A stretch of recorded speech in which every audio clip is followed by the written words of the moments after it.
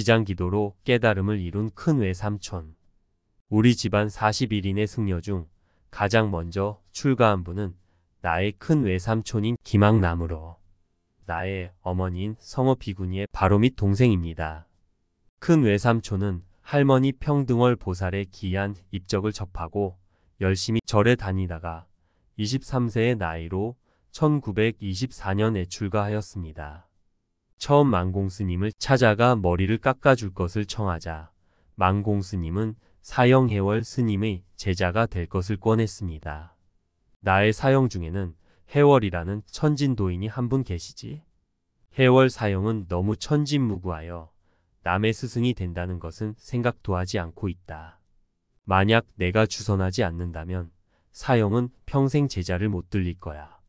내가 그분의 첫 번째 제자가 되어 봄이었더하냐. 큰 외삼촌은 망공스님의 권유대로 해월 스님의 제자가 되어 법안이라는 법명을 받았습니다. 그 뒤 큰 외삼촌 법안 스님은 오대산, 금강산, 천성산, 지리산 등에서 후학들을 지도하는 이름 있는 고승들을 찾아다니며 열심히 참선 정진을 하였습니다. 오직 바로 하나, 누더기 한 벌로 살면서 선방에만 다녔습니다. 유유자적. 법안 스님은 그 어떠한 것에도 걸리지 않았습니다.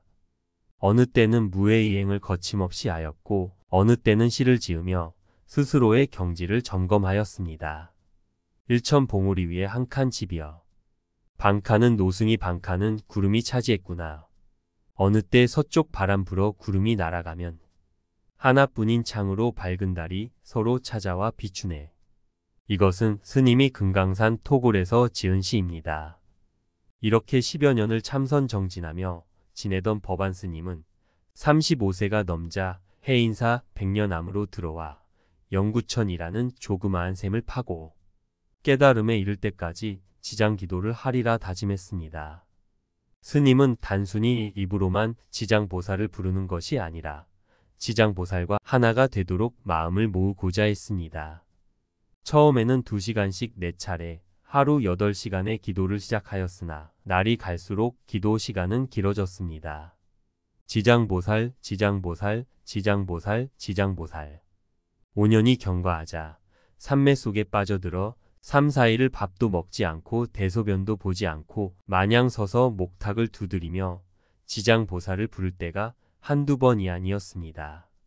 대중스님들은 법안 스님이 저토록 기도 산매에 자주 드는 것을 보니 머지않아 깨달음을 이룰 것이다 라고 하면서 칭송을 아끼지 않았습니다.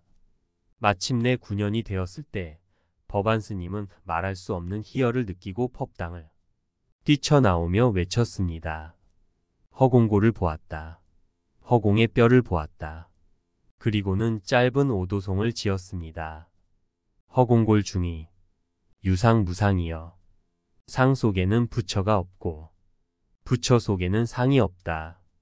그때 백년암 스님들은 당시 법안 스님의 기도 성취를 축하하면서 영구천 9년 지장기도 기념비를 세웠는데 그 비석이 지금도 남아 있습니다. 이렇게 지장기도를 통하여 한 경지를 이룬 큰 외삼촌 법안 스님은 걸림없는 법문으로 대중들을 교화하면서 더욱 자제롭게 살았습니다. 그리고 1955년 가을 호련히 서울 도선사 석불 뒤에 바위 위에 앉아 아무도 모르게 입적하셨습니다. 이처럼 삼매를 이룬 기도는 오도와 직결됩니다. 깨달음의 원을 세우고 불보살과 하나가 되면 능히 깨달음의 길로 나아가는 것입니다. 삼매. 부디 삼매를 이룰 때까지 좌우를 돌아보지 말고 부지런히 기도하십시오.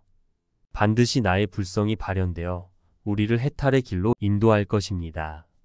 나의 5번째 기도는 1960년 구례 화엄사의 사사자 3층 석탑 앞에서 행하였습니다.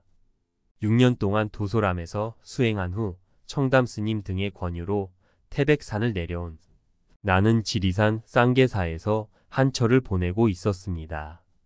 그런데 마침 비구승단을 전폭적으로 지지했던 이승만 대통령이 4.19로 물러나게 됨에 따라 한동안 움츠리고 있던 대처승들이 일어나 불교계는 다시 혼란 속으로 빠지게 되었습니다.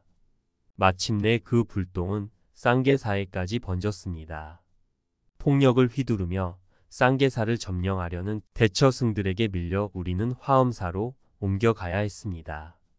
그러나 화엄사 또한 안전지대는 아니었습니다. 그렇다고 대처승들과 매일같이 싸울 일도 아니었습니다. 이럴 때일수록 부처님의 제자는 열심히 수행을 해야 한다. 기도로서 이 도량을 지키자. 부처님께서는 이곳을 틀림없이 정법의 땅으로 보호하실 것이다. 이렇게 생각한 나는 7일 기도를 시작했습니다. 그러나 낮에는 관광객들이 많이 찾아오므로 밤에만 기도를 했습니다. 저녁 예불이 끝나면 정성껏 달인 작설차 한 잔을 사사자석탑에 올리고 기도를 시작하여 새벽 예불 때까지 서가모니부를 부르며 간절히 기도했습니다. 특히 그때 나는 살구나무로 만든 목탁을 치면서 서가모니부를 불렀습니다. 살구나무 목탁은 아주 연하면서도 듣기 좋고 멀리까지 울려 퍼지는 특징이 있었으므로 내가 치는 목탁 소리는 구례읍 가까이의 마산면에까지 울려 퍼졌다고 합니다. 마침내 기도 회양일인 7일째 새벽, 나는 서가모니부를 부르며 무아지경에 빠져들었습니다. 그런데 조금 지나자 지장암 노스님과 젊은 스님들이 올라와서 나에게 예배를 올리는 것이었습니다. 스님 정말 장하십니다. 스님의 기도에 부처님께서 감흥하셨음인지 큰 방광이 있었습니다. 그 빛이 이쪽에서 솟아 멀리 쳐는 사 쪽으로 높이 높이 뻗어갔습니다. 그러나 나는 연불의 몰두에 있었기 때문에 방광을 거의 느끼지 못하고 있었습니다. 다만 제트기의 꼬리에서 뿜어져 나오는 연기 같은 것이 탑 위에서 쳐는 사 쪽으로 뻗어가는 것을 느꼈을 뿐이었습니다. 그런데 아침이 되자 화엄사 밑에 마을 사람들이 찾아와 예배를 하면서 다시 말했습니다. 스님, 오늘 새벽에 탑 주위에서 하늘로 치솟는 방광이 1시간 이상 계속되었습니다. 이러한 이적이 어찌 그냥 생겨난 것이겠습니까? 저희들은 오직 스님의 도력으로 여기고 있습니다. 스님 부디 이 화엄사에 오래 머물러 계십시오. 옳은 스님만 계시면 화엄사는 틀림없이 자리가 잡힙니다. 저희들도 스님을 모시고 열심히 이 절을 지키겠습니다. 이렇게 하여 화엄사는 대처승과의 싸움이 없는 조용한 절로 바뀌었습니다. 그리고 그날 낮에는 토종벌들이 사사자탑으로 몰려들어 새까맣게 탑을 감싸는 기이한 일이 벌어졌습니다. 스님들이 통을 만들어 바가지로 이 벌들을 받았더니 3통분이나 되었으며 이후 토종벌들은 많은 꿀을 스님들께 제공했습니다. 기도 끝에 방광은 화엄사를 무쟁의 수도처로 바꾸어 놓았습니다. 뿐만 아니라 수행자에게는 먹을 것이 저절로 찾아든다는 옛말 그대로 당시 먹을 것이 변변치 않았던 우리에게 토종벌들까지 스스로 나라와 보약 공양을 올렸던 것입니다.